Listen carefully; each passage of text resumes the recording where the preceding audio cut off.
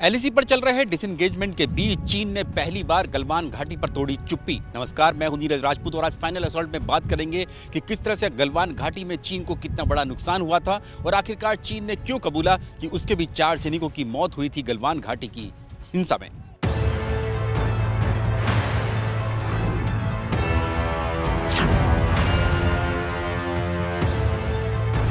पिछले 9 महीने से पूर्वी लद्दाख से सटी हुई एलएसी पर चल रहे टकराव और फिर डिसएंगेजमेंट के बाद आखिरकार चीन ने गलवान घाटी की हिंसा में कितना बड़ा नुकसान चीनी सेना को हुआ था उसको लेकर अपनी चुप्पी तोड़ी है।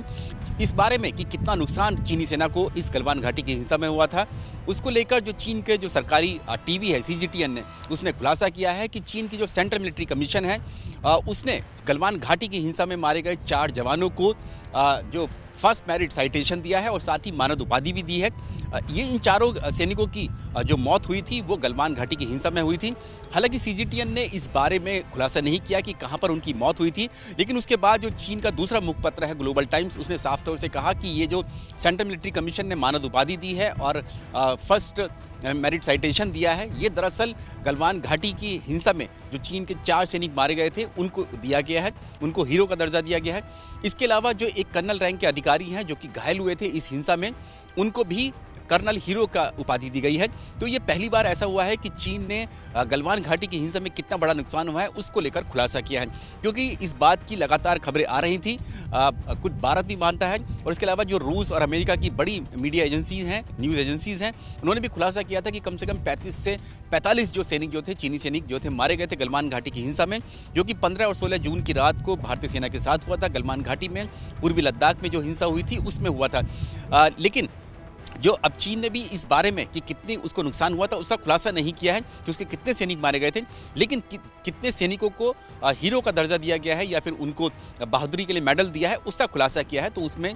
ये जो 5 नाम हैं जिनमें से 4 जो हैं वो मरणोपरांत दिए गए हैं और एक जो कर्नल हैं वो घायल हुए थे, इसलिए उनको भी बहादुरी मेडल से नवाजा है। लेकिन ये पूरा सच नहीं है, क्योंकि जो चीन ने अभी तक इस बात का खुलासा नहीं किया कि उनके कितने सैनिक मारे गए थे। जिस तरह से अगर हम बात करें गलवान घाटी की और भारतीय सेना की, तो भारतीय सेना ने तुरंत ही बता दिया था कि भारत के जो 20 सैनिक जो हैं वीरगति को प्राप्त हुए हैं और 26 जनवरी को इसी साल गणतंत्र दिवस पर इन 20 में से जो वीरगति को प्राप्त हुए थे, जिन्होंने सर्वोच्च बलिदान दिया था देश की सुरक्षा के लिए, देश की रक्षा और अखंडता के लिए, उनमें से जो 6 जो सैनिक हैं जिनमें से एक कर्नल संतोष बाबू मरणोपरांत, उन 6 को वीरता मेडल से नवाजा गया था। कर्नल संतोष बाबू को मरणोपरांत महावीर चक्र दिया गया था, जो कि युद्ध के समय में दूसरा सबसे बड़ा वीरता पुरस्कार है। उसके अलावा जो 5 सैनिक हैं उनको, उनमें से 4 को मरणोपरांत वीर चक्र और 1 सैनिक को भी वीर चक्र दिया गया था, यानी कि 6 को वीरता मेडल दिया था। तो इसलिए, लेकिन भारत ने साफ तौर से बता दिया था कि कुल 20 जो सैनिक हैं वो वीरगति को प्राप्त हुए हैं। लेकिन चीन ने अभी तक इस बात का खुलासा नहीं किया है कि उसको कितना बड़ा नुकसान हुआ है। लेकिन ये बात जरूर है कि जो चीन के जो ग्लोबल टाइम्स जो कि मुखपत्र है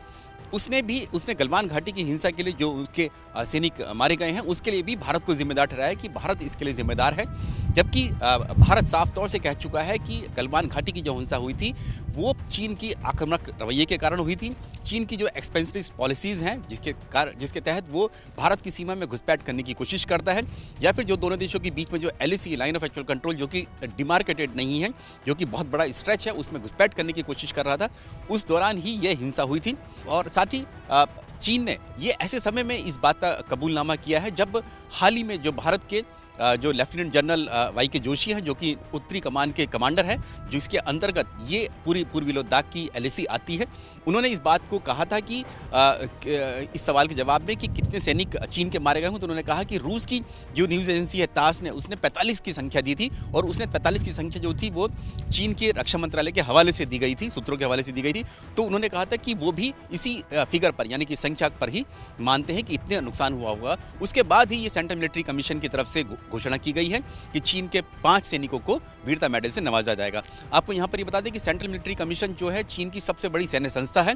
जिसके चेयरमैन जो होते हैं खुद राष्ट्रपति होते हैं, जैसे कि अभी जो राष्ट्रपति शी जिनपिंग है वो इस सेंट्रल मिलिट्री कमीशन के प्रमुख हैं यानी कि चेयरमैन हैं और उसी ने इस बात की घोषणा की है कि इन 5 सैनिकों को वीरता मेडल दिया जाएगा। लेकिन अब आपको यहाँ पर ये बता दें कि पिछले 9 महीने में चीन ने कभी भी इस बात को कबूल नहीं किया था कि उसके कितने सैनिक मारे गए हैं या कोई मेमोरियल बनाया गया है, जबकि भारत में जो भारत के सैनिक जो शहीद हुए थे, वीरगति को प्राप्त हुए थे, उनके लिए नेशनल वॉर मेमोरियल में उनके नाम उकेरे गए हैं, उनके नाम लिखे गए हैं। साथ ही गलवान घाटी में एक उनके लिए अलग से मेमोरियल बनाया गया है ऑपरेशन स्नो लेपर्ड के तहत, क्योंकि उन्होंने अपने वीरगति को प्राप्त हुए सर्वोच्च बलिदान दिया था, इसलिए उनके लिए अलग से एक मेमोरियल बनाया गया है। और आपको यहाँ पर ये भी बता दें कि पिछले 9 महीने से जो भारत और चीन के बीच में टकराव चल रहा है उसका अब डिसएंगेजमेंट समझौता जो है पहले चरण का वो समाप्त हो गया है। यानी कि जो पैंगोंग त्सो के लिक के उत्तर में जो फिंगर एरिया है और दक्षिण में कैलाश हिल रेंज है, वहाँ पर डिसएंगेजमेंट पूरा हो गया। दोनों देशों की सेनाएं पीछे जा चुकी हैं, जो भी टैंक थे, आर्मर्ड ब्रिगेड, मैकेनाइज्ड कॉलम्स जो थी वो सब पीछे चली गई हैं। अब जो दूसरे चरण का डिसएंगेजमेंट समझौता के लिए बैठक होगी, यानी समझौता हो सकता है, तो उसके लिए ही जो 20 फरवरी को जो है 10वें दौर की दोनों देशों के कोर कमांडर्स की बैठक होगी, जिसमें इस बात को तय किया जाएगा कि अब दूसरे चरण का डिसएंगेजमेंट जो दूसरे फ्रिक्शन पॉइंट है पूर्वी लद्दाख से सटे हुए एलएसी के डेप्सांग प्लेन हो, गोगरा हो और हॉट स्प्रिंग हो, वहां पर किस तरह से डिसएंगेजमेंट हो सकता है।